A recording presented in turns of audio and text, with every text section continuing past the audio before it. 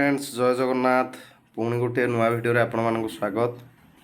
आज से आम 8th पे कमिशन विषय आलोचना करवा कौन केमती सालारी केते कौन बढ़ियो। देखंतु बहुत गुड़े न्यूज आर्टिकल रु जना पड़ुची पाखापाखि 8th पे कमिशन लागू हेले 34% 34% पर्यंत दरमारे वृद्धि हम एवं पेंशन रे मध्य वृद्धि हम।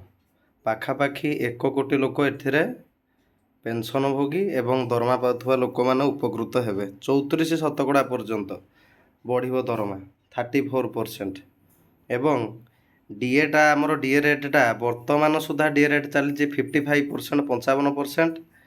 किंतु ये जुलाई मास एटा तो एंडिंग हबो माने अगस्त मासरु बोध हुए 3 रु 4% डीए भी बढ़िबो एवं 3 4% डीए बढ़िबा सहित फिटमेंट फैक्टर कौन केते बढ़िबो एटा आउ थरे मध्य आसीजिवो तार न्यूज़टा।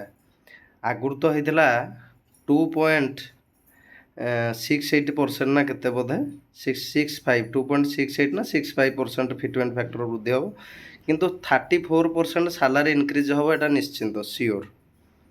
एवं एटा ये जो 8th पे कमिशन लागिबाटा बिहार इलेक्शन सांगरा आर रिलेशन बहुत अधिका।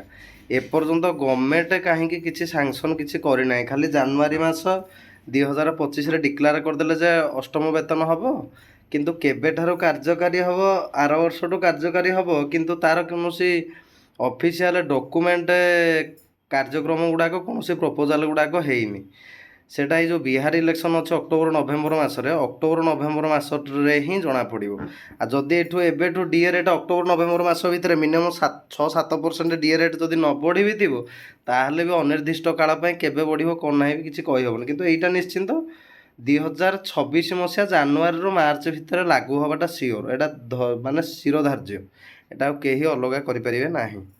किंतु बिहार इलेक्शन जो अक्टोबर कि नवेम्बर मसरे अच्छी ता ऊपर डिपेंड करे एवं 34% पर्यंत समस्तंकर दरमा बढ़ियो एवं एटा 2026 मसीहा जनवरी मसरे कुहाउची, किंतु जनवरी लागू होला भलिया लागुनी। जदि अक्टोबर नवेम्बर मास भितर आमर बिहार इलेक्शन हुए ताले एटा लागू हबारे भी 5-6 मास लगी जाई पारे। माने अक्टोबर नवेम्बर हेले सेपटू हैला 2 मास नवेम्बर डिसेम्बर कि डिसेम्बर जनवरी फेब्रुआरी मार्च एवं 34% सैलरी इंक्रीज हम। आज वीडियो एति जदि वीडियो भल लगी था वीडियो लाइक करेंगे, चैनल को सब्सक्राइब करेंगे। रही जय।